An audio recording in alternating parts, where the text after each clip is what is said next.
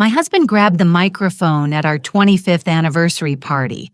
The whole family watched. Let's be honest, he laughed.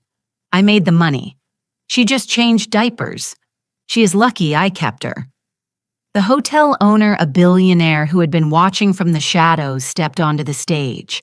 He snatched the mic from my husband and said, "She isn't lucky. She is the one who got away. I've been waiting 25 years for you to make a mistake like this.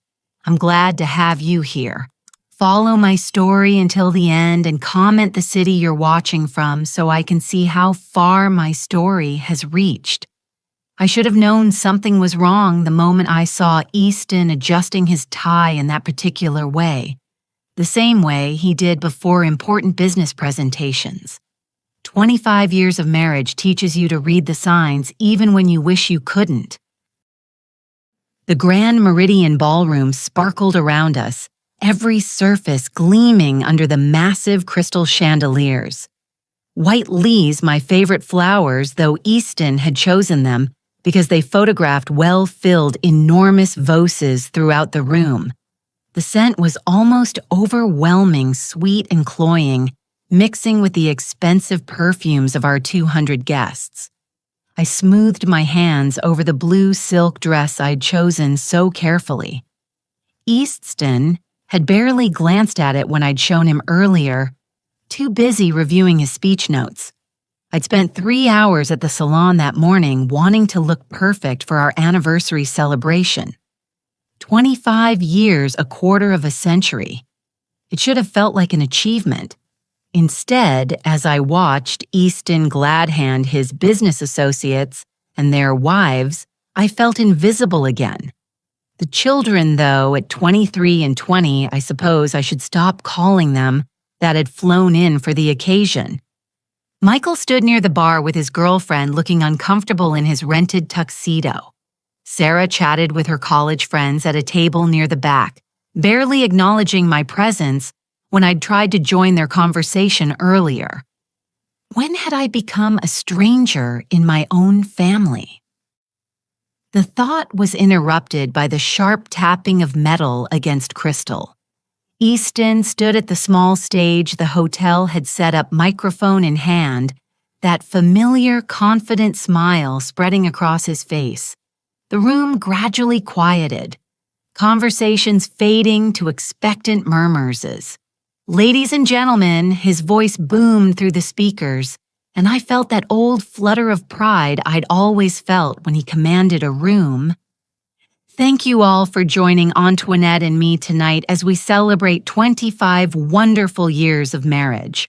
Applause filled the ballroom and I managed to smile, clasping my hands together to stop them from trembling. This was it, our moment, our celebration of everything we'd built together. "You know," Easton continued his tone, shifting to something more casual, more intimate. "I've been thinking about what makes a marriage work, what makes it last through all the ups and downs." I leaned forward, slightly curious despite myself. We'd never really talked about what made our marriage work. We just existed together, parallel lives that occasionally intersected. And I realized Easton said, his smile widening as scattered chuckles rippled through the crowd. "It comes down to knowing your roles, understanding who brings what to the table." Something cold settled in my stomach. The way he said it, the slight emphasis on certain words, it felt wrong, calculated. Let's be honest here. Easton's voice carried easily through the suddenly silent room. I made the money, I built the business, I provided the lifestyle we all enjoy. He gestured broadly at the opulent ballroom, at the designer gowns and expensive suits surrounding us. Antoinette, well, she changed diapers. Changed. The words hit me like a physical blow. I actually felt my breath catch, felt the color drain from my face as the room erupted in uncomfortable laughter. Not real laughter, the kind of forced chuckling people do when they're witnessing something they shouldn't be witnessing. But Easton wasn't finished. "She is lucky I kept her," he said. And this time his smile looked sharp, predatory. "Really? What else would she do? She has no skills, no education. That matters. She's been living off my success for 25 years. The room had gone completely silent now. Even the waitstaff had stopped moving, frozen in place like extras in a movie who'd forgotten their blocking. I could feel hundreds of eyes on me, feel the weight of their pity and embarrassment pressing down like a physical force. My hands were shaking now, my vision blurring as tears threatened to spill over. 25 years of my life reduced to diaper changing and lucky breaks. 25 years of supporting his dreams, raising his children, managing his household, being the perfect wife. All of it dismissed with casual cruelty in front of everyone we knew. I started to stand, needing to escape, needing to find somewhere to hide and process what had just happened. But before I could take a single step, another voice cut through the silence. "Excuse me?" The voice was calm, controlled, but it carried an authority that made everyone turn, including Easton. I turned too and felt my heart stop completely. Landon Blackwood stood at the edge of the stage, tall and silver-haired and completely unchanged in all the ways that mattered. 25 years had been kind to him. He'd grown into his angular features, his dark eyes more commanding than ever. He wore a perfectly tailored black suit that probably cost more than most people's cars, but he moved with the same quiet confidence he'd had as a struggling design student. What was he doing here? How was he here? Then I remembered the Grand Meridian was his hotel. He owned the entire chain now, Landon Blackwood. Hotels with properties on 4 continents. I'd read about his success in magazines over the years, always with a mixture of pride and regret I'd never been able to fully examine. Easton blinked, his confidence faltering for the first time all evening. "I'm sorry." "Who are you?" Landon stepped onto the stage with fluid grace, reaching for the microphone. "I'm Landon Blackwood. I own this hotel." His voice was pleasant, conversational, but there was steel underneath it. "And I need to interrupt your speech." Easton pulled the microphone back, his jaw tightening. You're in the middle of humiliating a remarkable woman," Landon said, his voice carrying clearly without amplification. "And I won't allow that to continue in my establishment."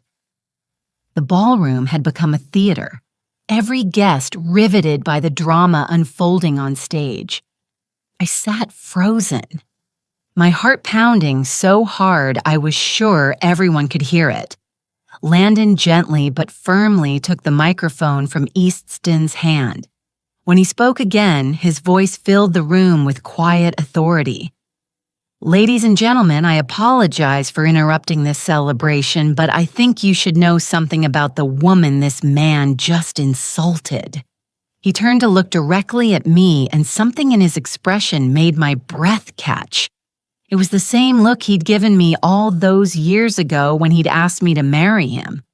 The same look I'd turned away from because Easton represented safety, security, everything I thought I needed.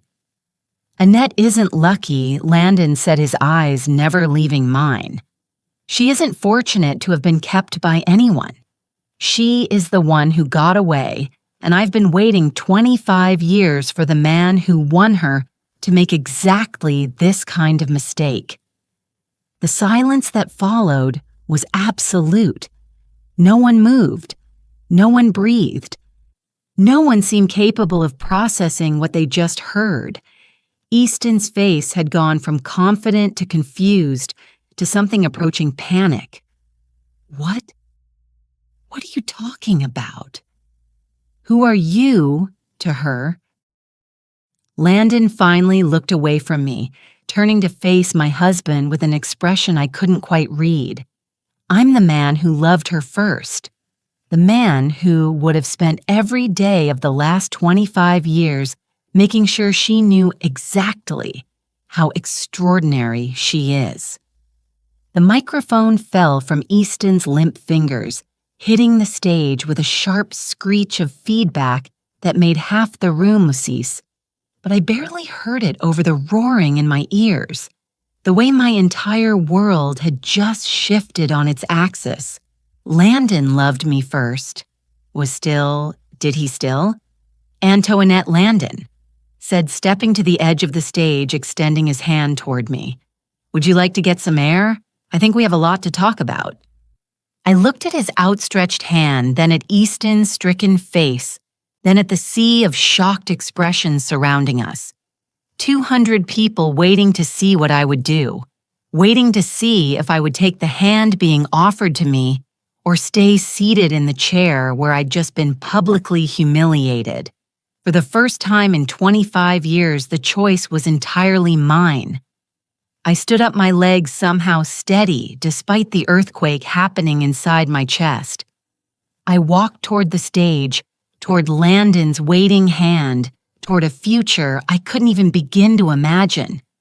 Behind me, I heard Easton's voice, small and panicked. Antoinette, don't you dare walk away from me. But I was already walking, and for the first time in decades, I wasn't looking back. The cool night air hit my face like a benediction as Landon led me through the hotel's private entrance, away from the stairs and whispers that had followed us out of the ballroom. My hand was still in his, and I couldn't bring myself to let go. It felt like an anchor in a storm I hadn't even realized was brewing. We walked in silence through the hotel's elegant corridors until he stopped at a set of glass doors that opened onto a private terrace overlooking the city. The lights of downtown stretched out below us, and for the first time in hours, I could breathe properly. "Are you all right?" Landon asked softly, finally releasing my hand. I almost laughed at the absurdity of the question. Was I all right? My husband had just humiliated me in front of 200 people, and the man I'd chosen not to marry 25 years ago had just declared his love for me in the same breath. All right seemed like a foreign concept. I don't know, I said honestly, wrapping my arms around myself. The evening was warm, but I felt cold down to my bones. I don't know anything anymore. Landon shrugged out of his jacket and draped it over my shoulders without asking. It smelled like expensive cologne and something else, something that brought back a flood of memories I'd been suppressing for decades. "You were studying industrial design," he said quietly, and I startled at the unexpected direction of his thoughts. "At Northwestern, you were the most talented student in our program." My throat tightened. Nobody had mentioned my design work in years, not since I'd packed away my portfolio and easel to become Mrs. Easton Crawford full-time wife and mother. That was a long time ago, I managed. Not so long that I've forgotten the lamp design you created for Professor Williams' class, the one with the curved glass base that caught light from 3 different angles. Landon's voice was warm with remembered admiration. He said it was the most innovative piece he'd seen in 15 years of teaching. I closed my eyes, remembering I'd been so proud of that lamp, so excited about the possibilities it represented. I'd had planned sketches for an entire line of lighting fixtures that would revolutionize residential design. I was going to change the way people thought about illumination in their homes. Instead, I'd gotten pregnant with Michael and married Easton, and those sketches had ended up in a box in our attic, forgotten like so many other dreams. "Why are you here, Landon?" I asked, needing to redirect the conversation before the memories became too painful. "I mean, I know you own the hotel, but tonight, why tonight?" He was quiet for a long moment, looking out over the city. When he finally spoke, his voice was careful, measured. "I've been keeping track of you, Antoinette." Not in a stalking way. He added quickly, seeing my expression. But you were the love of my life. When someone matters that much to you, you don't just forget they exist, the love of his life. The word sent a shock through my system that I wasn't prepared for. I knew about the anniversary party, he continued. I knew Easton had booked the ballroom. I told myself I wouldn't interfere, wouldn't your life. But then I heard him practicing his speech this afternoon. My stomach dropped. You heard he was in the presidential suite going over his remarks with his assistant. The walls aren't as soundproof as guests think they are. Landon's jaw tightened. He was laughing about it, Antoinette, about how he was going to put you in your place in front of everyone, about how you'd gotten too comfortable lately, needed to be reminded of your position in the marriage. The words hit me like physical blows. Easton had planned it, had scripted my humiliation, rehearsed it, anticipated my reaction like a business presentation. 25 years of marriage, and he'd reduced our relationship to a power play. I couldn't let it happen, Landon said simply. I couldn't stand there and watch him destroy you without fighting back. Fighting back. When was the last time anyone had fought for me? When was the last time I'd fought for myself? The answer came with brutal clarity. Never. I'd never fought for anything I wanted. I'd always chosen the safe path, the expected path, the path of least resistance, like choosing Easton over Landon. The memory hit me with sudden, devastating force. I was 21 again, standing in my tiny apartment near campus, staring at two very different proposals.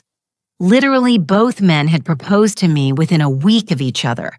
Landon had been passionate romantic down on one knee in the campus sculpture garden with a ring he'd designed himself. A simple band with a small diamond surrounded by tiny pieces of colored glass, arranged like a sunburst. He'd been broke, surviving on instant noodles and student loans. But his eyes had burned with certainty when he told me he loved me. I don't have much to offer you right now, he'd said, his voice shaking with emotion. But I'll spend every day of my life making sure you never regret saying yes. Easton's proposal had come 3 days later in an expensive restaurant downtown. His ring was a traditional solitaire, 2 carats flawless. He talked about security, about the life he could provide, about my future being safe with him. He'd had a plan, a 5-year timeline for his career advancement, a projected income chart, a list of neighborhoods where we'd look for houses. I'd chosen the plan. I'd chosen security over passion, certainty over possibility. I'd convinced myself it was the mature decision, the smart decision. I'd been such a fool. Do you remember the project we worked on together? Landon asked suddenly. Senior year, the integrated living space design. Of course I remembered we'd spent 3 months developing a revolutionary concept for multifunctional furniture that could transform small spaces, modular pieces that served multiple purposes, a complete rethinking of how people lived in urban environments. It had been brilliant, innovative, ahead of its time. Professor Chen said it was graduate-level work, I whispered. It was better than graduate-level work. It was market-ready. We could have patented it, started a company.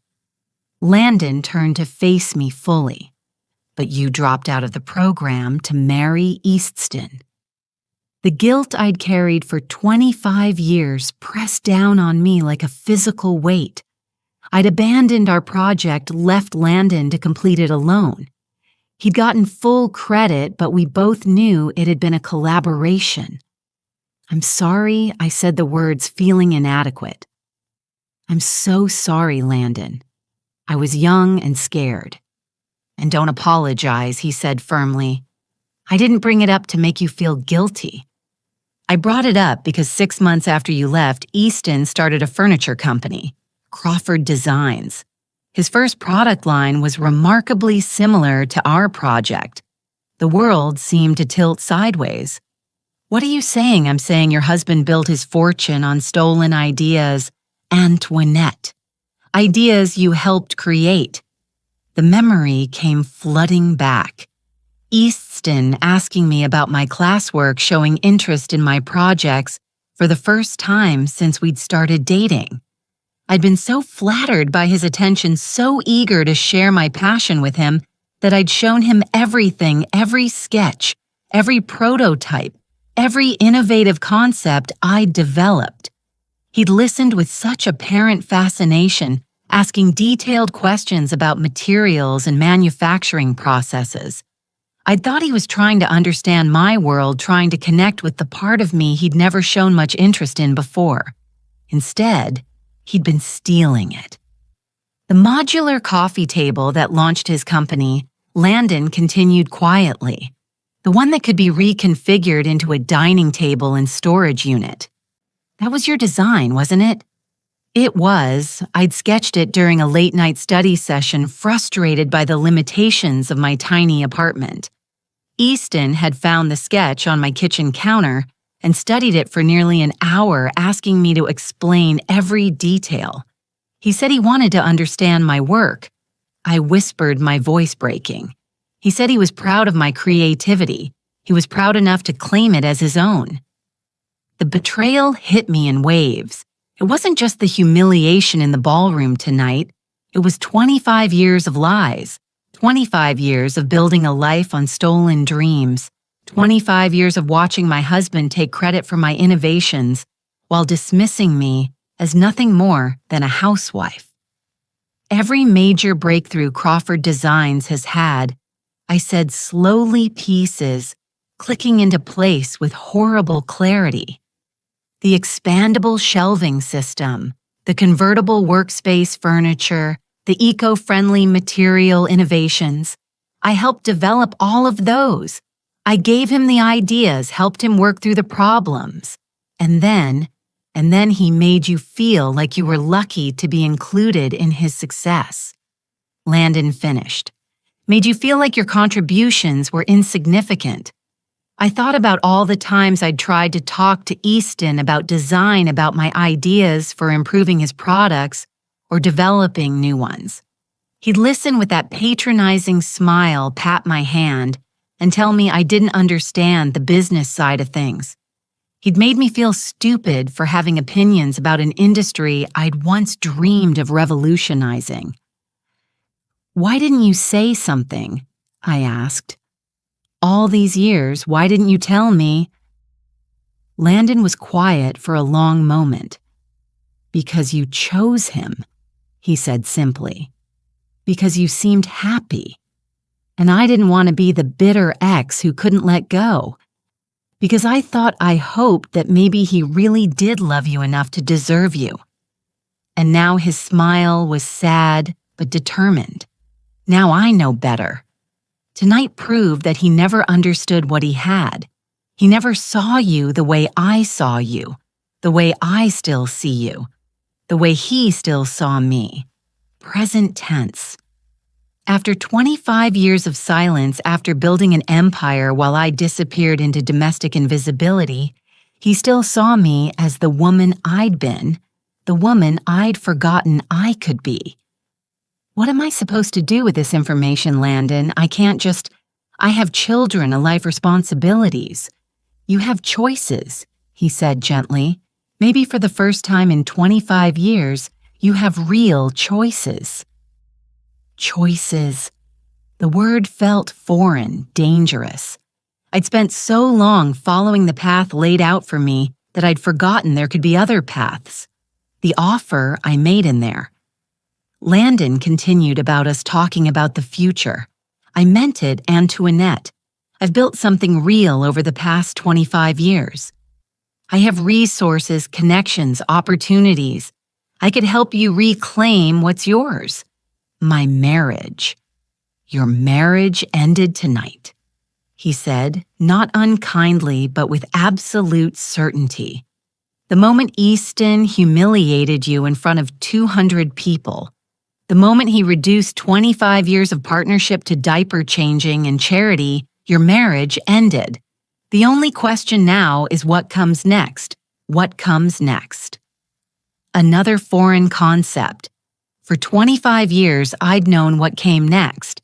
Another day of supporting Easton's dreams while burying my own. Another day of being grateful for scraps of attention from my own family.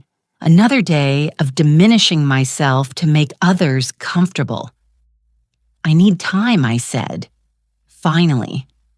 I need to think. Landon reached into his jacket pocket and pulled out a business card. Take all the time you need, but when you're ready to remember who you really are, call me. I took the card, my fingers brushing his in the exchange. The touch sent electricity through me, a reminder of feelings I'd spent 25 years suppressing. The woman who designed that lamp, he said softly. The woman who could see possibilities where others saw limitations. She's still in there, Antoinette. She's been waiting for someone to believe in her again. Believe in her. In me. When was the last time anyone, including myself, had believed in me? As Landon walked away, leaving me alone with the city lights and the weight of 25 years of revelations, I realized something that terrified and exhilarated me in equal measure. I wanted to remember who I really was. I wanted to find that woman again, even if it meant destroying everything I thought I knew about my life. The question was whether I had the courage to try. I didn't go home that night. I couldn't face Easton. Couldn't stomach the thought of walking into our perfectly appointed house in Westfield Manor and pretending that everything was normal.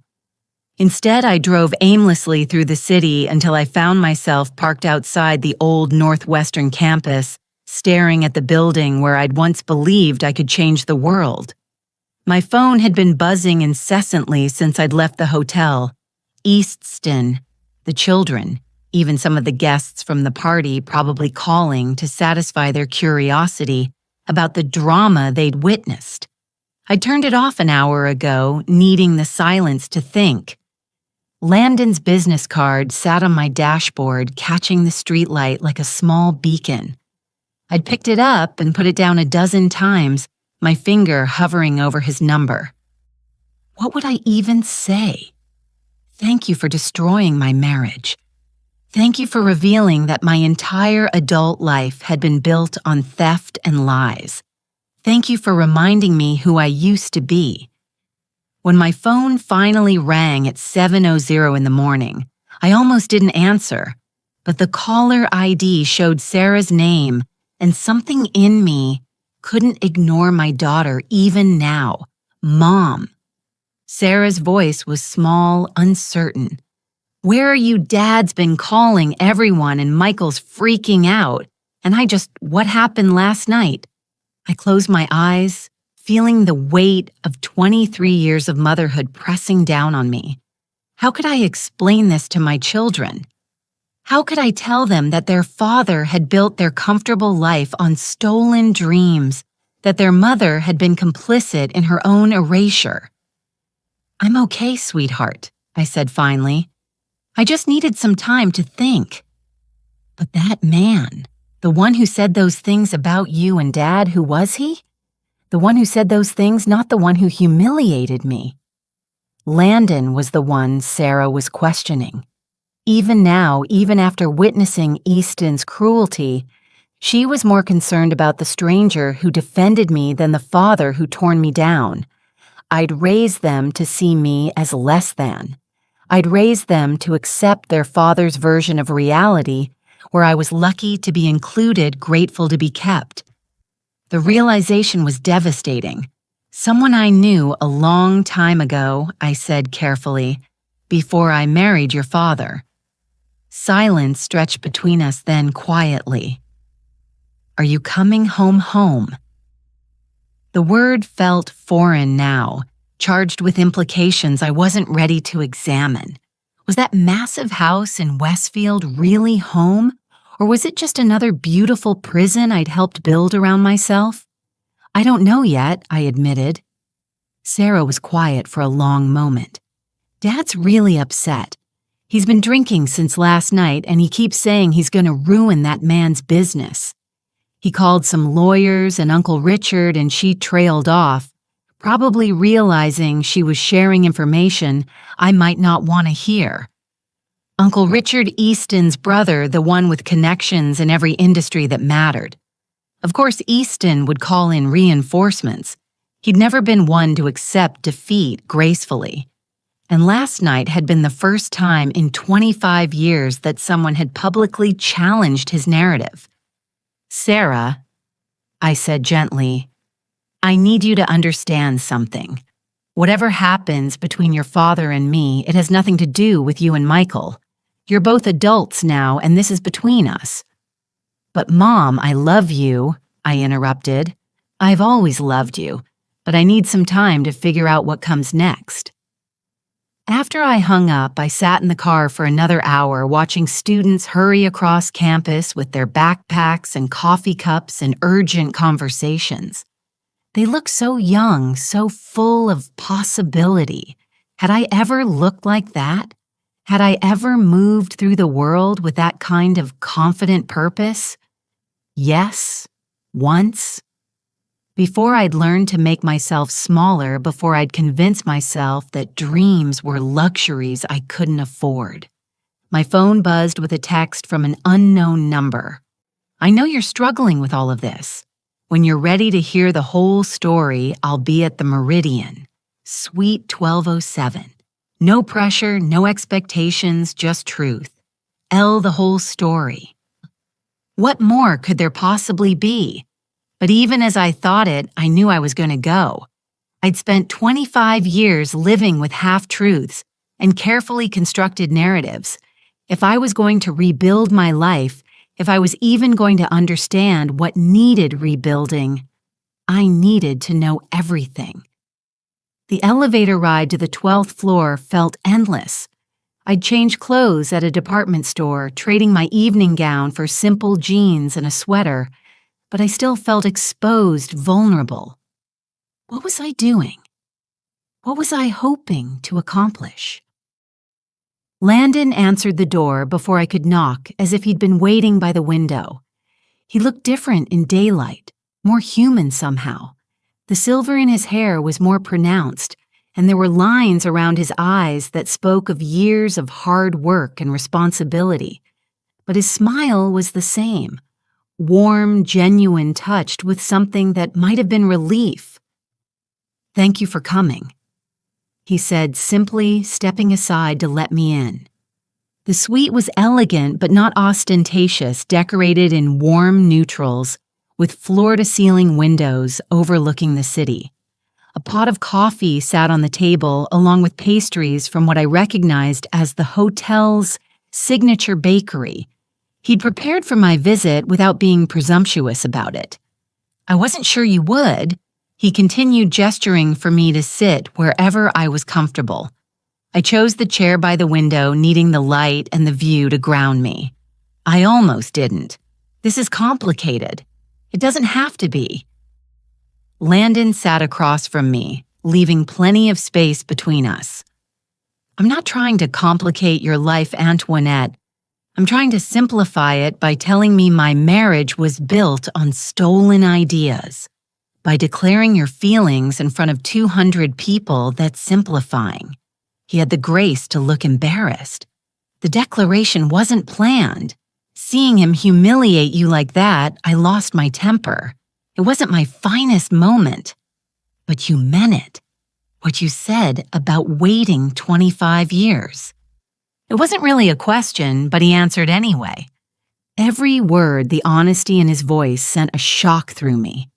After years of Easton's calculated responses, his careful management of every conversation, Landon's directness was almost overwhelming. Why, I asked. You could have had anyone. You built an empire. You're successful, powerful. Why hold on to feelings for someone who rejected you? Landon was quiet for a long moment, looking out at the city. When he spoke, his voice was soft but certain. Do you remember the night before you accepted Easton's proposal? We were in your apartment working on the lighting project. You'd been struggling with the power distribution problem for weeks. I remembered. I'd been frustrated to the point of tears, convinced that my design was fundamentally flawed. You were about to give up, Landon continued. You said it was impossible, that you weren't smart enough to solve it, and then you had that moment of inspiration, the cascade design that would distribute power through multiple pathways. Do you remember what you said when it finally worked? I did remember. I'd been so excited, so proud of the breakthrough. I said it felt like flying. You said it felt like flying, he repeated. And I realized that I wanted to spend the rest of my life watching you have those moments.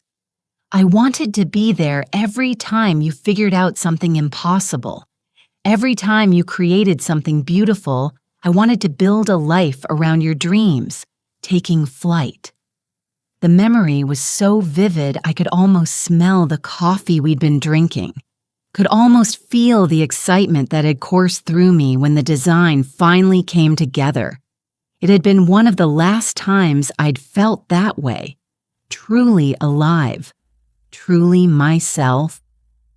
But you chose safety instead, Landon said, not accusingly but with deep sadness. And I understood why. Easton offered you security certainty. I was offering you. Well, I was offering you a leap of faith. I was scared, I whispered. I was 21 and terrified of making the wrong choice. I know, and I've spent 25 years wondering if I could have made it easier for you, if I could have offered you more security, more certainty, if I could have convinced you that taking the leap was worth it. You never tried to contact me. After I got engaged, you just disappeared. Landon's smile was rueful. I went to Europe, spent 5 years working for design firms in Milan and Barcelona, trying to forget you. It didn't work, but it did teach me a lot about business, about building something from nothing. When I came back to the States, I was determined to create the kind of success that would have made you proud to choose me. And then I realized that building an empire out of wounded pride was a hollow victory. I had everything I thought I wanted, but I was still missing the one thing that mattered. The one thing that mattered me. He was talking about me as if I was something precious, something worth waiting for. After years of being treated as an afterthought, as lucky to be kept, the attention was almost dizzying. Landon, I need to ask you something, and I need you to be completely honest. He nodded, his expression serious. Last night, when you said Easton built his business on our ideas, how much of his success actually came from my work? Landon hesitated, and I knew the answer was going to be worse than I'd imagined. All of it, he said finally. Every breakthrough product Crawford Designs has launched in the past 25 years originated from concepts you developed either from our college work or from ideas you shared with him during your marriage. The room seemed to spin around me. All of it. Not just the original modular furniture line, but everything. The expandable shelving that had made Crawford Designs a household name. The eco-friendly materials that had won them industry awards. The space-saving solutions that had revolutionized urban living. All mine. All stolen. How do you know that I asked, my voice barely above a whisper? Because I've been watching Crawford Designs for 25 years, waiting to see if Easton would ever create something original. He never did.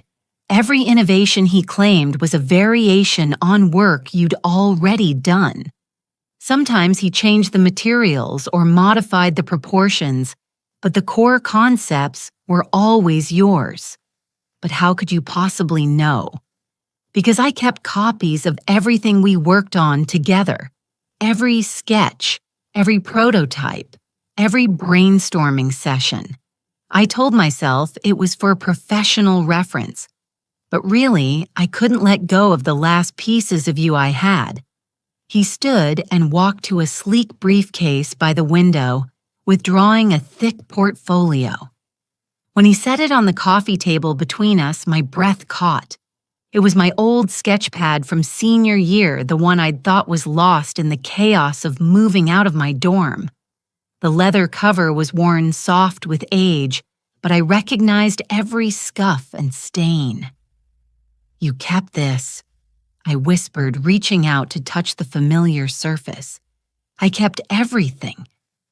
Landon said quietly, including the original design for the lamp that started it all, the one Professor Williams called revolutionary, the one that became the basis for Easton's first product line. I opened the portfolio with trembling hands, and 25 years of suppressed memories came flooding back. Page after page of detailed sketches, concept drawings, innovative solutions to design problems that wouldn't become industry standard for years. Work I'd poured my heart and soul into, work I'd been so proud of, work I'd convinced myself had been meaningless amateur efforts. "He made me believe I was nothing," I said, tears blurring my vision as I turned the pages. "He made me believe these were just silly student projects." They weren't silly. They were brilliant. And they made him rich. Rich on my ideas, successful on my innovations, respected for stealing my dreams. "What am I supposed to do with this information?" I asked, looking up at Landon through my tears. "Sue him, destroy my children's father. Blow up my entire life for revenge. I'm not asking you to destroy anything," Landon said gently. "I'm asking you to reclaim what's yours. The ideas, yes, but more than that, I'm asking you to reclaim yourself, reclaim myself. The woman who designed these innovations, who'd seen possibilities where others saw limitations. The woman who'd felt like she was flying when a complex problem finally yielded to her imagination." How I asked, "How do you reclaim 25 years of lost identity?" Landon leaned forward, his eyes intense. "You start creating again. You remember what it felt like to solve impossible problems.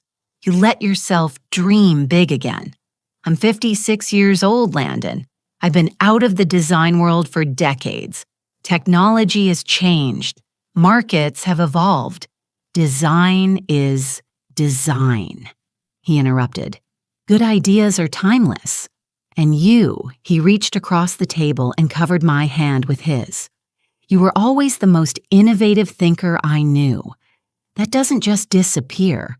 His touch was warm, solid, real.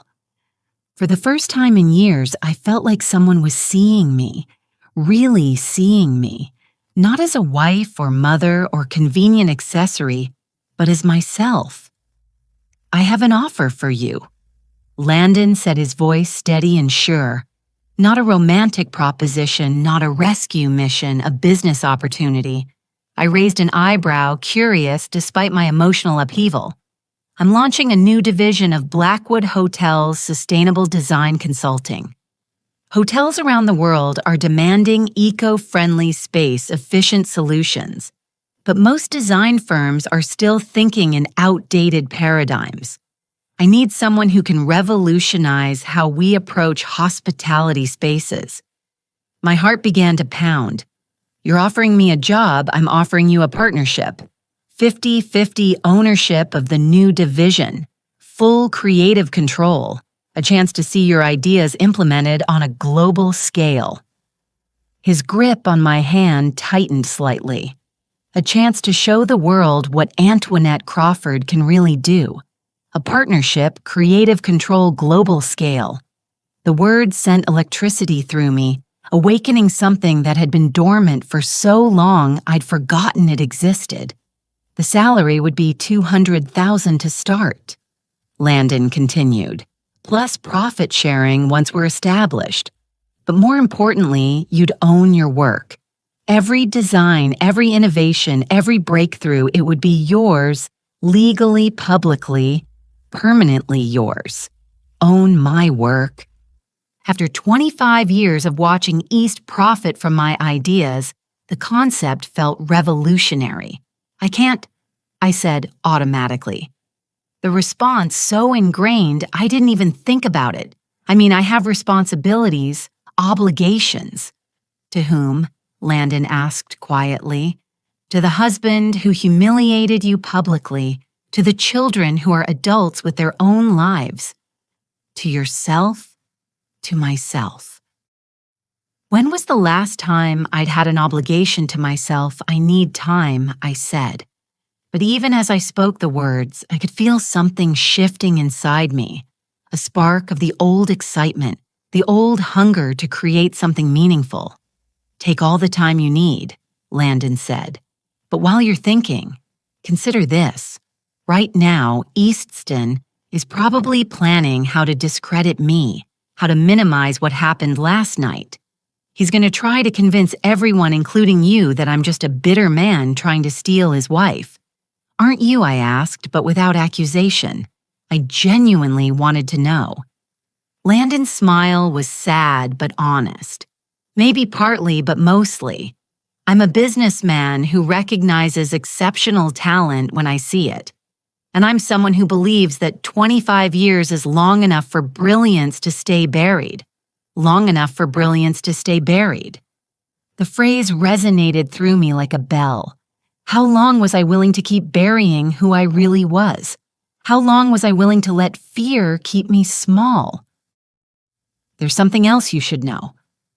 Landon said, releasing my hand and reaching for another folder. About what Easton's planning to do next. My stomach clenched. What do you mean my security team picked up some interesting phone calls from your house last night?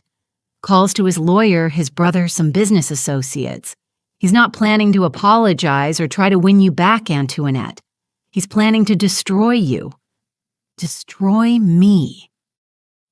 How Landon's expression was grim. He's going to claim you're having a mental breakdown, that you're emotionally unstable, possibly dangerous. He's going to use last night as evidence that you need psychiatric help, that you can't be trusted to make rational decisions about your future. The words hit me like ice water. Of course Easton wouldn't just let me walk away. He'd turn my moment of strength into evidence of weakness, my first act of self-preservation into proof of instability. He can't do that, I said. But my voice sounded uncertain, even to myself. He can try. And if he succeeds, if he convinces a judge that you're mentally incompetent, he could gain control over your assets, your medical care, your entire life. You'd become his ward, legally obligated to submit to whatever treatment he deems necessary. The horror of it crashed over me. Not just divorce, not just humiliation, but complete legal subjugation. Easton wouldn't just take my past, he'd steal my future too. But if you had your own income, your own professional identity, your own legal standing. Landon let the implication hang in the air. You're saying I need to move fast. I'm saying you need to choose who you're going to be. The woman who lets herself be destroyed by a man who never deserved her, or the woman who takes back everything he stole and builds something even better. I looked down at the portfolio again, at years of work I'd forgotten I was capable of. Then I looked at Landon, at the man who'd kept faith with my potential, even when I'd lost faith in myself. For the first time in 25 years, I knew exactly what I needed to do. The only question was whether I had the courage to do it. I drove home to Westfield Manor in a day's Landon's portfolio, carefully secured in my passenger seat, like precious cargo. The familiar tree-lined streets seemed different, somehow smaller, as if I was seeing them through new eyes. The massive houses with their perfect lawns and pristine facades looked less like dreams fulfilled and more like beautiful prisons. Our house. Easton's house, I corrected myself, sat at the end of a curved driveway, all Georgian columns and manicured hedges. I'd once been so proud of this place, so grateful that Easton's success had allowed us to live here. Now I wondered how many of my stolen ideas had paid for those marble steps, those hand-carved moldings, that three-car garage. Easton's Mercedes was in the driveway along with his brother Richard's silver BMW. Of course, Richard was here. The cavalry had arrived to help Easton manage the crisis of his wife developing a backbone. I sat in my car for several minutes, gripping the steering wheel and trying to gather my courage. Through the large front windows, I could see movement in the living room. Two figures pacing, gesturing, planning what to do about me, no doubt. My phone buzzed with another text from Sarah. Dad says, "You've been acting strange lately. Are you okay? Should I come home?" Acting strange already. The narrative was shifting just as Landon had predicted. Easton was laying the groundwork for his mental instability defense, preparing to paint my moment of clarity as evidence of breakdown. I turned off the car and gathered my resolve. If I was going to do this, if I was really going to reclaim my life, I needed to move fast. Easton had 25 years of experience managing me, controlling the story, making me doubt my own perceptions. I couldn't let him do it again. The front door was unlocked as always. Easton had never worried about security in our wealthy neighborhood. Why would he? He'd never had anything to fear from the person who posed the greatest threat to his carefully constructed life. And to Annette. His voice called from the living room before I'd even closed the door. "Is that you?" "Yes," I called back, surprised by how steady my voice sounded. "It's me." I found them in the living room. Easton and Richard seated across from each other like generals planning a campaign. Papers were spread across the coffee table, legal documents by the look of them. They both looked up when I entered, their expressions a careful mixture of concern and assessment. "Sweetheart," Easton said, rising to his feet with the kind of solicitous manner one might use with an invalid. "We've been so worried about you when you didn't come home last night." "I needed time to think," I said, simply staying near the doorway. I didn't want to get trapped in the middle of the room, surrounded by their careful manipulation. Richard stood, as well his expression professionally sympathetic. As Easton's lawyer brother, he'd had plenty of practice managing difficult situations. And to Annette. "I think we should talk about what happened last night. East told me about the incident at the party. The incident already, my humiliation was being reframed as something I'd caused, something that needed to be managed rather than addressed." I asked, looking between the two men. "And what exactly did he tell you?" Easton's jaw tightened slightly. I told him about Landon Blackwood's inappropriate behavior, how he inserted himself into our celebration, made those ridiculous claims about your past relationship. Ridiculous claims, I repeated, feeling that familiar cold anger settling in my chest. Which part was ridiculous, Easton? The part where he said he loved me, or the part where he said I was talented? Antoinette Richard began, but I cut him off. "No, I want to hear from my husband. I want to hear him explain which part of what Landon said was ridiculous." Easton's mask of concern slipped slightly, revealing the irritation underneath. The man is obviously unstable. He's been fixated on you for 25 years, building some kind of fantasy around a college relationship that ended decades ago. A fantasy, I said slowly. So when he said I was a talented designer, that was fantasy. "You took a few art classes," Easton said dismissively. "It's hardly the foundation for a career." a few art classes. I felt the familiar sting of his casual dismissal, but this time it was accompanied by something else. Clarity. For the first time, I could see exactly what he was doing, how he minimized my accomplishments to maintain his own superiority. Industrial design, I corrected. I was studying industrial design. I was good at it. Richard cleared his throat uncomfortably. Perhaps we should focus on the present situation. Antoinette were concerned that this man might be trying to manipulate you to take advantage of what was obviously an emotional moment. Take advantage. Of course, that was their interpretation. It couldn't be that someone genuinely valued me, genuinely saw potential in me. It had to be manipulation, exploitation. He offered me a job, I said quietly. The silence that followed was deafening. Easton's face went through several expressions: surprise, disbelief, anger before settling on condescending amusement. A job, he laughed, and the sound was sharp-cutting. Sweetheart, you haven't worked in 25 years. What kind of job could you possibly be qualified for? There it was. The casual cruelty that had become so familiar, I'd stopped noticing it. The automatic assumption that I was useless, unemployable, dependent on his charity for survival. A design position, I said, my voice gaining strength. A partnership actually in sustainable hospitality design. Richard and Easton exchanged a look.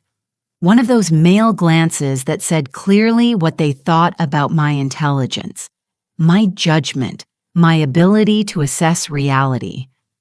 Antoinette Richard said gently, I think you need to consider the possibility that this man is not being entirely honest with you. Men like Blackwood don't offer partnerships to people without extensive professional experience. Men like Blackwood, successful men who built real empires, who made real decisions, unlike women like me, who just changed diapers and got lucky. Unless Easton added his voice, taking on a nastier edge. He's not really interested in your design skills. The implication hung in the air like a toxic cloud. Of course, that was what they'd assume, that any interest in me had to be sexual, predatory, inappropriate. The idea that I might have actual value, actual talent worth investing in was apparently too far-fetched to consider. You think he offered me a partnership because he wants to sleep with me? I asked, my voice dangerously quiet.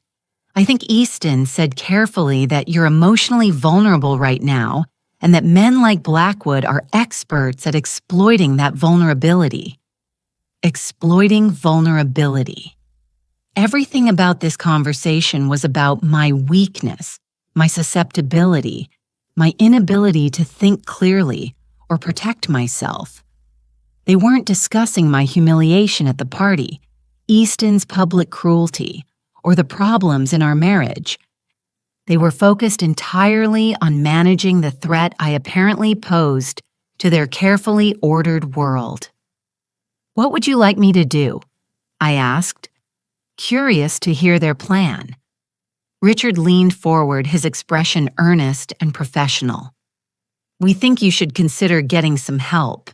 You've been under a lot of stress lately, and last night was obviously traumatic.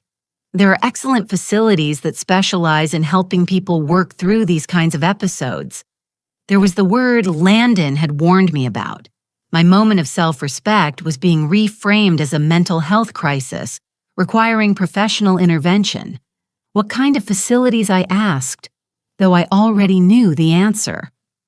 Residential treatment centers, Richard said smoothly. Places where you could get the support you need to work through whatever you're going through, away from external pressures and influences that might be confusing you. Away from Landon, away from anyone who might remind me that I had options, that I deserved better, that I was worth more than Easton's version of charity. How long would this treatment last? I asked. Easton and Richard exchanged another look.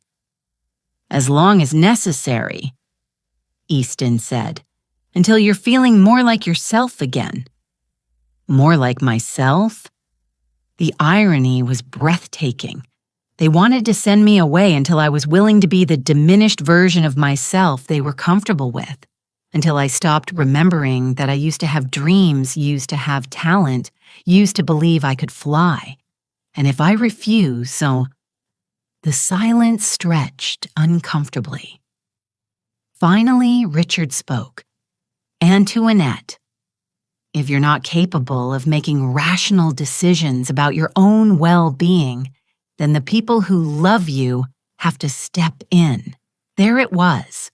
The threat Landon had predicted delivered with lawyerly precision. Submit to treatment voluntarily, or they'd have me declared incompetent and force me into it. I looked around the living room at the expensive furniture I'd helped choose, the artwork we'd collected together, the family photos that documented 25 years of carefully curated happiness. None of it felt like mine anymore. It all felt like props in someone else's life, someone else's story. "I need to get a few things from upstairs," I said finally. "Of course." Easton said, his relief evident. He thought I was surrendering, accepting their assessment of my mental state. "Take your time. We can discuss the details when you're ready."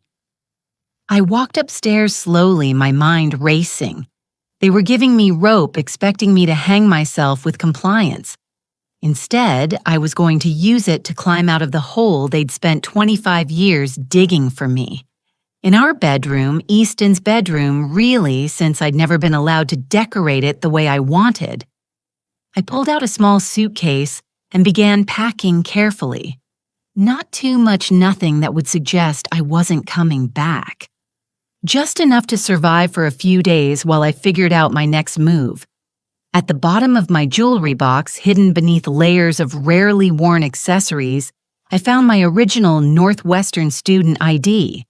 The photo showed a young woman with bright eyes and confident posture. Someone who believed she could change the world through good design. Someone who'd never learned to make herself smaller. I tucked the ID into my purse along with Landon's business card and my old portfolio. Then I sat at the small writing desk by the window and composed 2 letters. The first was for my children, Michael and Sarah. By the time you read this, I'll have made a choice that might be difficult for you to understand. Your father will probably tell you that I'm having some kind of breakdown, that I need help. I want you to know that I've never been thinking more clearly. I'm not abandoning you. I'm not choosing someone else over our family. I'm choosing myself for the first time in 25 years. I'm choosing to remember who I was before I learned to disappear. I love you both more than words can express, but I can't keep living as half a person, and I can't keep pretending that diminishing myself is the same thing as keeping our family together. I hope someday you'll understand. I hope someday you'll be proud of me for finding the courage to fly again. All my love, Mom. The second letter was shorter, addressed to Easton. I accept your job offer. When you're ready to discuss the terms of our partnership, you know how to reach me. But that letter wasn't for East. It was for Landon. I sealed both letters, left the first on my pillow, and tucked the second into my purse. Then I picked up my suitcase, took one last look around the room that had never really felt like mine, and walked downstairs. Easton and Richard were still in the living room, their legal documents spread across the coffee table like battle plans. All set. Easton asked, looking up with that patronizing smile I'd once found comforting. "Yes," I said. "I think I am." I walked to the front door, my heart pounding so hard I was sure they could hear it. Any second now, one of them would ask where I was going, would notice that I was carrying a suitcase instead of just grabbing my purse. But they didn't. They were so certain of my compliance, so confident in their assessment of my limitations, that it never occurred to them that I might have my own plan. Annette Easton called as I reached for the door handle. I turned, expecting to be caught, expecting to have to fight my way out. "Drive carefully," he said, "and call us when you get to the facility. We want to know you've arrived safely." I nodded, not trusting my voice. Then I walked out the front door of the house I'd called home for 25 years, got into my car, and drove away from everything I'd ever known. I didn't look back. For the first time in my adult life, I didn't look back. The drive to the Meridian Hotel felt like flying. When I knocked on the door of Suite 1207, Landon answered immediately, as if he'd been waiting by the window again. His expression shifted from hope to concern when he saw my suitcase. "Are you all right?" he asked, stepping aside to let me in. I set down my suitcase and reached into my purse, pulling out the letter I'd written. "I accept your job offer," I said, handing it to him. "When can I start?" Landon read the letter, his expression shifting to something that might have been wonder. "Are you sure about this? Once we move forward, there's no going back. Easton will fight this with everything he has. I know I said. But I'm tired of being afraid. I'm tired of being small. I'm tired of pretending that I'm grateful to be kept when I should have been building something of my own all along." Landon smiled, not the careful, professional smile he'd worn during our business discussions, but something warm and real and full of possibilities. In that case, he said, "Welcome to Blackwood Design Partners. I think we're going to build something extraordinary together." Something extraordinary. After 25 years of being told I was ordinary at best, the words felt like a promise and a challenge rolled into one. 3 weeks after I walked out of Easton's carefully controlled world, I was sitting in the bright, modern office space that Landon had secured for Blackwood Design Partners. Sunlight streamed through floor-to-ceiling windows, illuminating the drafting tables and computer workstations that would soon house our revolutionary approach to sustainable hospitality design.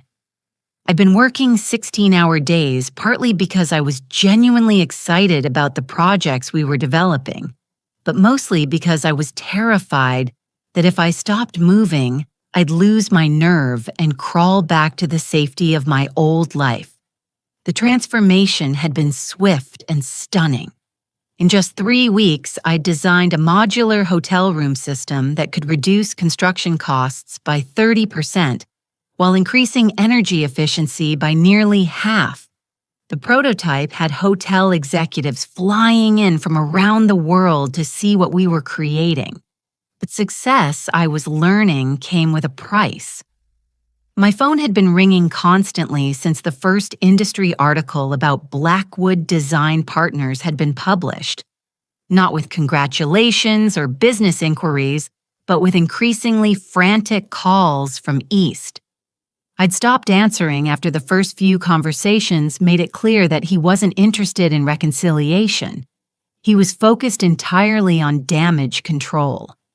This morning's voicemail had been particularly venomous. "You think you can just walk away and play businesswoman? You think that man actually cares about your pathetic little sketches? I built everything you're trying to destroy, and you, Annette. Everything. And I'm not going to let you take it away." I was reviewing the latest designs for our Singapore project when Sarah knocked on my office door. I looked up, surprised to see her. We'd spoken on the phone several times since I'd left, but she'd never visited my new workplace.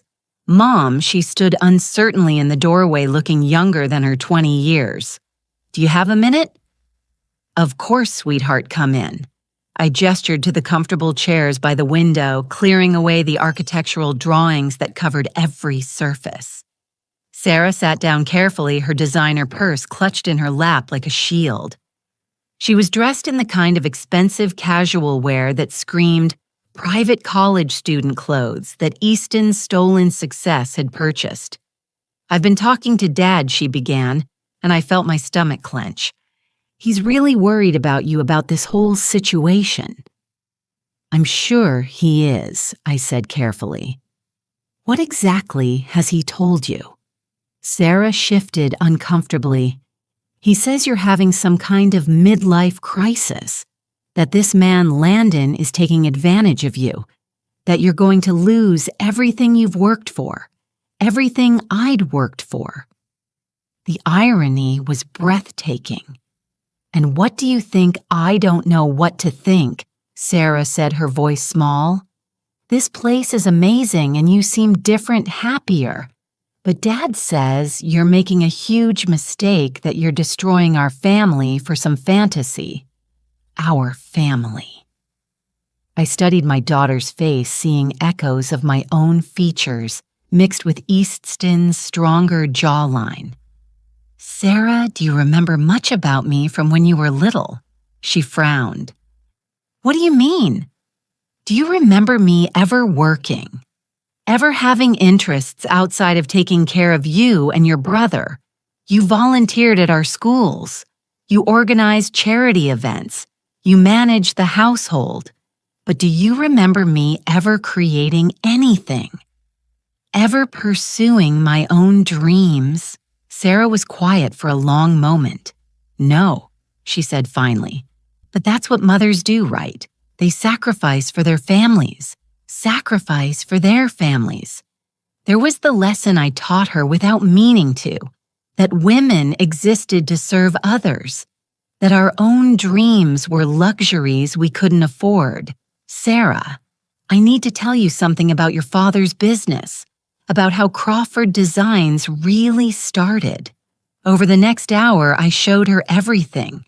The original portfolio Landon had preserved, the timeline of Easton's innovations compared to my college work, the undeniable evidence that Crawford Designs had been built on stolen ideas.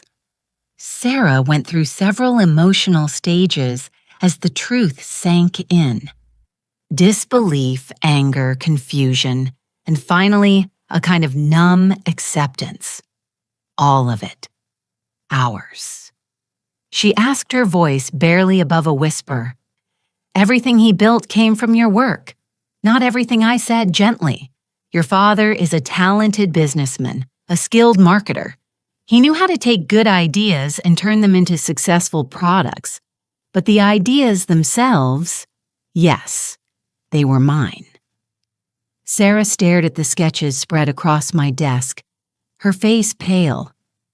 "Why didn't you ever say anything? Why didn't you fight for credit? Because I believed him when he said I was lucky to be included. Because I thought supporting his success was more important than claiming my own. Because I was young and scared, and I'd been taught that good wives don't compete with their husbands. But now you're competing with him," Sarah said. And there was something in her voice I couldn't quite identify. "Now I'm finally being myself," I corrected. "For the first time in 25 years, I'm using my talents for my own benefit instead of someone else's." Sarah was quiet for several minutes, studying the designs with new understanding. "These are really yours. All of them. Every sketch, every concept, every innovation that made your father's fortune." I paused, choosing my words carefully. "Sarah, I need you to understand something. I'm not trying to hurt your father, and I'm not trying to destroy your security, but I can't keep living as half a person just to preserve everyone else's comfort." "What about us?" Sarah asked, and now I could hear the fear underneath her composure. "What about me and Michael? If you're right about this, if Dad's business really is based on stolen ideas, what happens to our future?" It was a fair question, and one I'd been grappling with since I'd made my choice. "I don't know," I admitted. "But I do know that building your future on lies is no foundation at all." Before Sarah could respond, my phone rang. Landon's name appeared on the caller ID, and I could see from his expression through the glass wall of his office that something was wrong. "Excuse me," I told Sarah, then answered the call. "What is it, Antoinette? You need to come to my office immediately. We have a problem." I found Landon pacing behind his desk, his usual composed demeanor replaced by something approaching agitation. Sarah had followed me, hovering in the doorway uncertainly. "What's wrong?" I asked. Landon gestured to his computer screen, which displayed what looked like a legal document. "Easton filed an injunction this morning. He's claiming that all the design work you've done for Blackwood Partners is stolen intellectual property. Property that belongs to Crawford Designs." My blood turned to ice. "He can't do that. Those designs are completely original. He's claiming they're derivative of work you did during your marriage, which under California law would make them community property. He's arguing that since you were unemployed and he was your sole source of financial support, any intellectual property you developed during the marriage belongs to both of you. But that's insane. I never worked on these specific projects during our marriage." "It doesn't matter," Landon said grimly. "He doesn't have to prove the designs are identical. He just has to demonstrate that they're based on techniques and concepts you developed while married to him. And given that your original portfolio clearly shows the foundation for everything you're doing now, the implications hit me like a physical blow. Easton wasn't just trying to hurt me. He was trying to steal my work again. Even now, even after everything he was attempting to claim ownership of my creativity." "There's more," Landon continued. "He's also filed for an emergency restraining order claiming you're mentally unstable and that I'm manipulating you into making decisions that are harmful to your well-being and your family's financial security." Sarah gasped from the doorway. I'd forgotten she was there, forgotten that she was witnessing her parents' marriage implode in real time. "What does that mean?" I asked, though. I was afraid I already knew. "It means that until the court hearing next week, you're legally prohibited from making any business decisions or entering into any new contracts. It also means that if the judge rules in his favor, you could be forced to return all compensation you've received from Blackwood Partners and undergo psychiatric evaluation." The room seemed to spin around me. In one brilliant legal maneuver, Easton had managed to paint me as both a thief and a mad woman. If he succeeded, I'd lose everything. My newfound career, my financial independence, possibly even my freedom. Mom Sarah said softly from the doorway, and I turned to look at her. "Is this why you left? Because you knew he would do something like this?" I thought about her question about the pattern of control and manipulation that had characterized my entire marriage. "Not specifically," I said, "but yes, I knew that Easton would never let me go without a fight. I knew he'd try to destroy me rather than face the truth about what he'd done." Sarah walked into the office and sat down heavily in one of the chairs. "I need to ask you something, and I need you to be completely honest with me." I nodded, bracing myself. "Are you in love with Landon?" The question caught me off guard, not because it was inappropriate, but because I hadn't allowed myself to examine it carefully. "I don't know," I said finally. "I know that he sees me as a person worth respecting, worth investing in. I know that he makes me feel capable and valuable in ways I'd forgotten were possible. Whether that's love or just gratitude, I honestly can't tell anymore." Landon cleared his throat uncomfortably. "Perhaps I should give you two some privacy." "No," Sarah said firmly. "You should hear this too." She turned to face me fully. "Mom, I've been watching Dad for the past 3 weeks since you left. He's been drinking more, staying up all night, making phone calls, obsessing over ways to get back at you and Landon. He's not acting like a man who's lost the love of his life. He's acting like someone who's lost control of his property. The observation was so perceptive, so mature, that I felt a surge of pride even in the middle of my crisis. What are you saying? I'm saying that maybe it's time someone in our family chose truth over comfort. Sarah's voice was steadier now, more certain. Maybe it's time someone stood up to Dad instead of just enabling his behavior. I stared at my daughter, seeing her clearly for perhaps the first time in years. She wasn't just the spoiled college student I'd thought she was. She was a young woman capable of making hard choices, of seeing uncomfortable truths. Sarah, if I fight this, if I refuse to back down, things are going to get very ugly very quickly. Your father has resources, connections, legal expertise. He's going to make this as public and as painful as possible. I know Sarah said simply, "But Mom, I've seen your work over the past hour. I've seen what you're creating here. It's extraordinary. It's the kind of innovation that could change entire industries. Are you really going to let Dad steal that too? Let Dad steal that too?" The phrase hit me like a revelation. This wasn't just about my current projects or my partnership with Landon. This was about whether I was going to spend the rest of my life letting Easton claim ownership of my creativity, my intelligence, my very identity.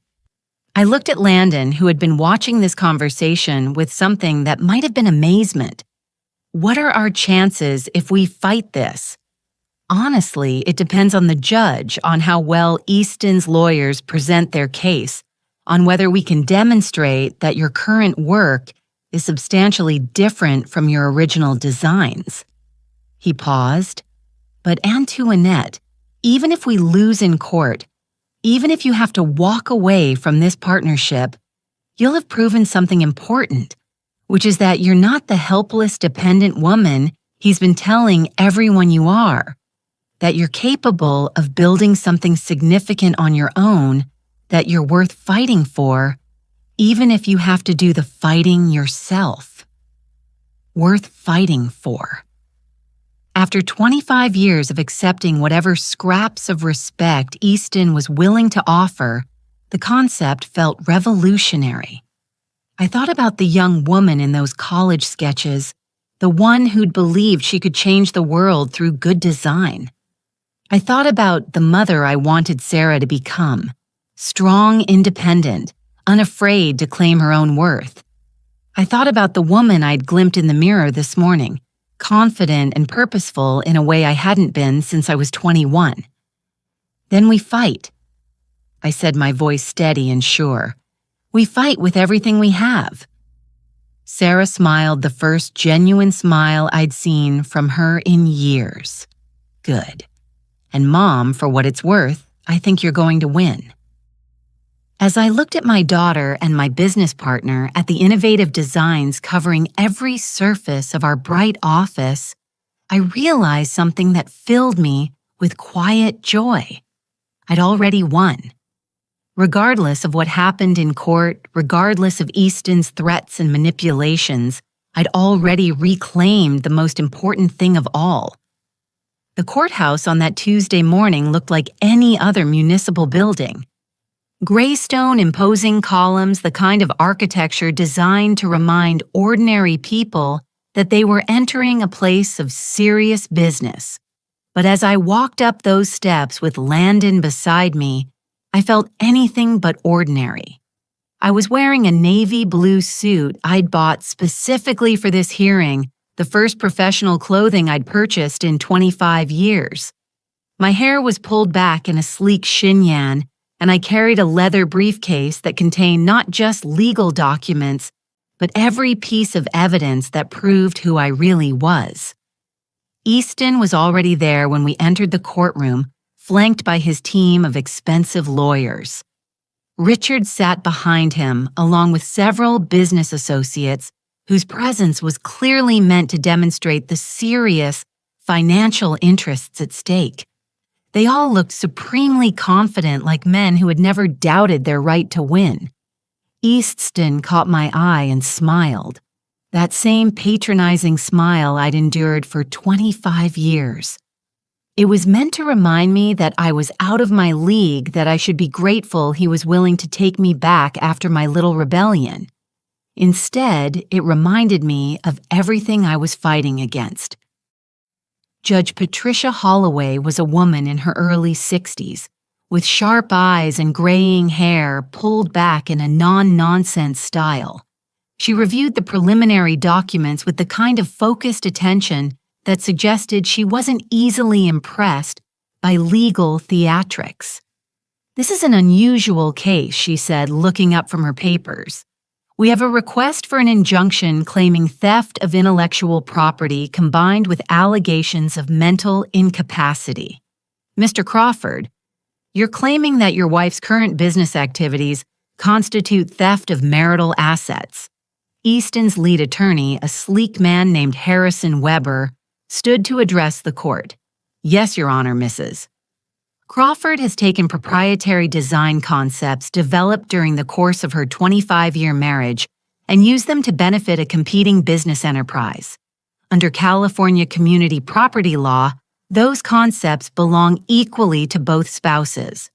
And you're also claiming that Mrs. Crawford lacks the mental capacity to make these business decisions. We're concerned about Mrs. Crawford's emotional state, Your Honor. She abandoned her family home without warning, entered into business partnerships with a man she barely knows, and has been making increasingly erratic decisions. We believe she may be experiencing a psychological crisis that's affecting her judgment."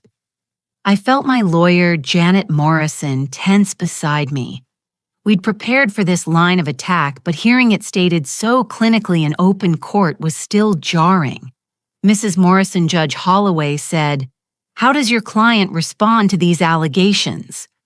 Janet stood with quiet confidence. She was a woman about my age, who'd built a reputation defending professionals in intellectual property disputes.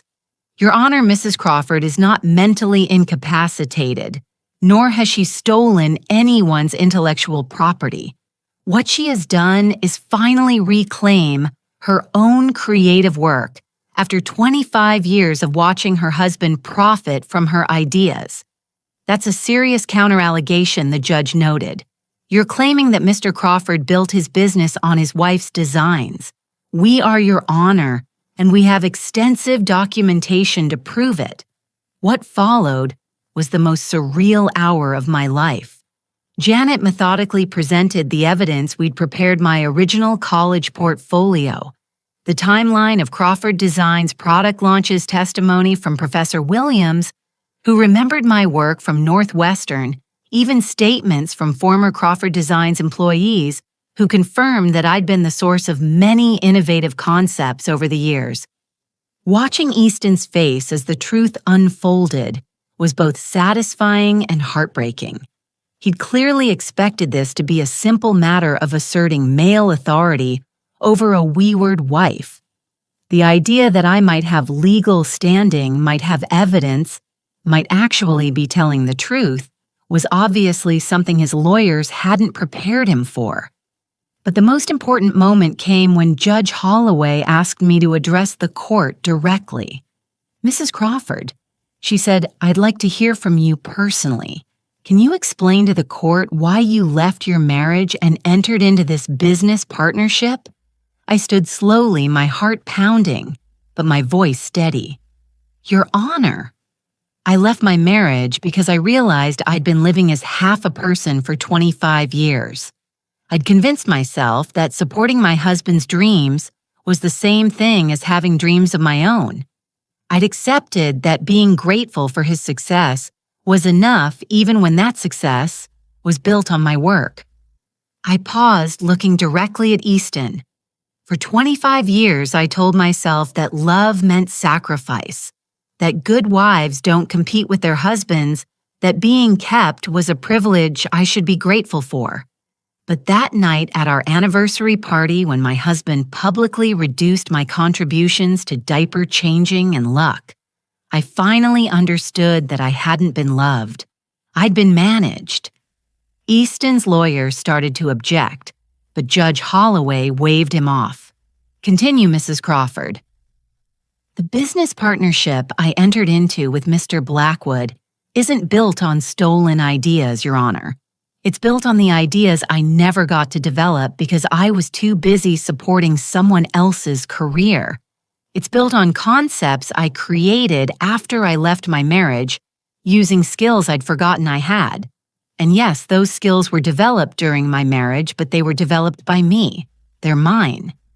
I reached into my briefcase and pulled out a folder containing my most recent designs, the modular hotel system that was revolutionizing sustainable hospitality design. "These are the designs Mr. Crawford claims belong to him," I said, handing the folder to the judge.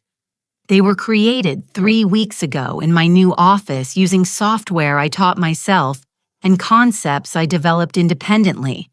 They bear no resemblance to anything in my original college work or anything Crawford Designs has ever produced. They are entirely my own creation." Judge Holloway examined the designs, carefully comparing them to the earlier work we'd submitted as evidence. After several minutes, she looked up. "Mr. Weber, can you point to any specific similarities between these current designs and the work your client claims?" Ownership of Easton's lawyer shuffled through his papers, clearly struggling. "The techniques are similar, Your Honor. The underlying approach to space utilization, the sustainable materials focus, those are industry standards," Judge Holloway interrupted. "Any competent designer would use those approaches. I'm asking about specific design elements that demonstrate actual theft of intellectual property." Weber consulted with his team for several minutes before admitting the designs are substantially different in their specifics. "Your Honor, I see." Judge Holloway turned to me. "Mrs. Crawford, regarding the allegations of mental incapacity, how do you respond?" This was the moment I'd been both dreading and anticipating. "Your Honor, if recognizing my own worth constitutes mental illness, then I suppose I'm guilty as charged. If leaving a marriage where I was treated as decorative property rather than a partner constitutes instability, then I accept that label. But if we're defining mental health as the ability to think clearly, make rational decisions, and pursue meaningful work, then I've never been healthier in my life." I gestured toward the courtroom where several hotel executives had come to observe the proceedings. "In the 3 weeks since I left my marriage, I've designed a revolutionary hospitality system that's already attracted international attention. I've established professional relationships with industry leaders who value my expertise. I've created more innovative work than I produced in the previous 25 years combined. That's not the behavior of someone who's mentally incapacitated." Judge Holloway was quiet for several minutes, reviewing all the evidence we'd presented. Finally, she looked up. "Mr. Crawford," she said, addressing Easton directly, "I've reviewed the evidence presented by both sides. While it's clear that your wife did contribute significantly to your business success over the years, it's also clear that her current work represents original creation, not theft of existing intellectual property. Do you have any evidence that contradicts this assessment?" Easton stood slowly, his confidence finally cracking. "Your Honor, my wife is. She's not the same person she was. This man has filled her head with ideas about independence and careers. She's 56 years old. It's too late for her to start over." The words hung in the air like a confession. There it was. Easton's real concern wasn't about stolen property or mental illness. It was about control. It was about a woman who dared to claim her own life at an age when he believed she should be grateful for whatever he was willing to give her. Mr. Crawford, Judge Holloway said quietly, "The court's job is not to determine whether your wife's life choices are wise or appropriate. The court's job is to determine whether she's legally competent to make those choices and whether she's committed any crimes in doing so." She paused, her expression stern. "Based on the evidence presented today, I find that Mrs. Crawford is clearly competent to make her own business decisions. I also find that there's no evidence she's committed theft of intellectual property. Her current work, while building on skills developed during her marriage, represents original creation that she owns independently." I felt my knees almost buckle with relief. Janet squeezed my arm supportively. Therefore, the judge continued, "The request for an injunction is denied. The request for psychiatric evaluation is denied. Mrs. Crawford is free to continue her business partnership and retain any compensation she's received." She looked directly at Easton. "Mr. Crawford, I strongly advise you to consider whether pursuing this matter further is in anyone's best interest. The evidence suggests that your wife's contributions to your business success were far greater than you've acknowledged. Continuing to challenge her right to independent success could result in uncomfortable questions about the true origins of your own wealth." The threat was subtle, but unmistakable. If Easton kept pushing, the court might start examining just how much of Crawford Designs really belonged to him. As we left the courthouse, I felt something I hadn't experienced in 25 years. Complete, unqualified victory. Not just legal victory, but personal vindication. A public acknowledgement that I was capable, competent, valuable. Sarah was waiting for us on the courthouse steps, having driven down from college to hear the verdict. When she saw my expression, she smiled the same bright, confident smile I'd had at her age before I'd learned to dim my own light. "How did it go?" she asked, though my face probably told her everything she needed to know. "Your mother," Landon said, his voice warm with admiration, "was magnificent." Later that evening, I stood on the balcony of my new apartment overlooking downtown, a glass of champagne in my hand, and the lights of the city spread out below me like scattered stars. It was a modest place compared to the mansion in Westfield Manor, but it was mine. Every piece of furniture, every decoration, every choice reflected my taste, rather than someone else's vision of who I should be. My phone had been ringing all afternoon with congratulations from colleagues, interview requests from industry publications, and business proposals from hotels around the world who'd heard about our innovative approach to sustainable design. The woman who'd once been dismissed as unemployable was now being courted by Fortune 500 companies. But the call that meant the most had come from Michael, my son, who'd been silent through most of the divorce proceedings. "Mom," he'd said, his voice quiet but certain, "I owe you an apology. I've been talking to Sarah about everything that happened about Dad's business and your work, and I'm sorry. I'm sorry I didn't see it sooner. I'm sorry I didn't stand up for you. You don't need to apologize." I told him, "You were raised to see me a certain way. We all were. But I should have looked closer. I should have asked questions. You're brilliant, Mom. You always were. I guess I never thought about where Dad's ideas really came from. Now, standing on my balcony, I thought about the young woman who designed that revolutionary lamp in college, who'd believed she could change the world through good design.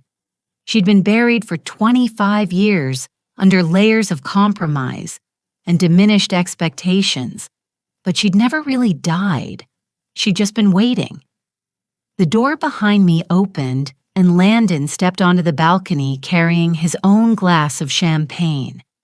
We'd maintained strictly professional boundaries during the legal proceedings, but now, with the court case behind us and our partnership secure, we could finally acknowledge what had been building between us. "Penny for your thoughts," he said, moving to stand beside me at the railing. I was thinking about time. I said about how 25 years seemed like such a long time to wait, but now it feels like preparation. Like everything I went through was teaching me to value what I have now. And what do you have now? I looked at him. This man who'd kept faith with my potential, even when I'd lost faith in myself. Then out at the city where I was building something entirely my own. Everything I said simply. I have everything. Landon reached for my hand and I didn't pull away. His touch was warm, solid, real. Not the desperate grasping of someone trying to possess me, but the gentle connection of someone who valued who I was. Now I'm curious about you who listened to my story. What would you do if you were in my place? Have you ever been through something similar? Comment below, and meanwhile, I'm leaving on the final screen 2 other stories that are channel favorites, and they will definitely surprise you. Thank you for watching until here.